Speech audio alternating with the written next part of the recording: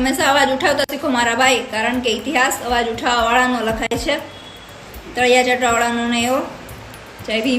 તો ભાઈ નમસ્કાર મિત્રો, ફરીવાર એક નવા વિડીયોમાં તમારું સ્વાગત છે. તો મિત્રો વાત કરીએ તો તમને બધા લોકોને ખબર છે કે કરીબ 10 થી 15 થી 20 દિવસથી ગણેશભાઈ ગોંડલ જેલમાં છે, પરંતુ મિત્રો તે હજી સુધી મિત્રો છૂટ્યા પણ નથી અને મિત્રો તેને જામીન પણ નથી મળ્યા અને મિત્રો તેને રિમાન્ડ પણ નથી મળ્યા. જે રીતે મિત્રો વાત કરીએ તો તમને બધા લોકોને ખબર છે કે જે ઘટના ઘટી હતી, જે કાંડ થયો હતો, તેમાં મિત્રો જે દલિત યુવકને માર મારવામાં આવ્યો હતો, ત્યારે ભાઈ દલિત લોકો દ્વારા મિત્રો જે ગણેશભાઈ ગોંડલ વિરુદ્ધ મિત્રો જે કાયદેસરની કાર્યવાહી કરવામાં આવી હતી અને મિત્રો તેને ભાઈ જેલમાં નાખી દેવામાં સૌથી મોટી રેલીઓ કરવામાં આવી હતી.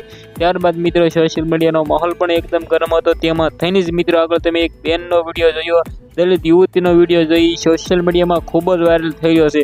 કારણ કે મિત્રો હાલના ટાઈમમાં મિત્રો વાત કરીએ તો દલિત સમાજના લોકો એક છે અને મિત્રો ગણેશભાઈ ગોંડલને મિત્રો મને તો નથી લાગતું કે જેલમાંથી બહાર છૂટવા દે. જે રીતે મિત્રો વાત કરીએ તો તેના પિતા છે મિત્રો ધારાસભ્ય રહી શકાશે અને મિત્રો તેની માતાશ્રી છે તે હાલના ટાઈમમાં મિત્રો ગોંડલના ધારાસભ્ય છે. પરંતુ મિત્રો ગણેશભાઈ ગોંડલ સારા એવા વ્યક્તિ હતા. તમને બધા લોકોને ખબર છે કે કોરોના કાળમાં મિત્રો સારી એવી મદદ પણ કરી હતી અને સાથે સાથે મિત્રો ઘણા બધા ગરીબ લોકો છે તેને મિત્રો એમ કે તો વારે આવીને મદદ કરતા હોય છે. પરંતુ મિત્રો જે નાના એવા મેટરમાં મિત્રો ફસાઈ ગયા છે, ત્યારબાદ જેલમાં છે. પરંતુ મિત્રો મને તો લાગે છે કે ટૂંક જ સમયમાં જેલમાંથી બહાર આવી શકે છે. કારણ કે મિત્રો તમને બધા લોકોને ખબર છે કે ગણેશભાઈ ગોંડલ એક સારા એવા વ્યક્તિ છે.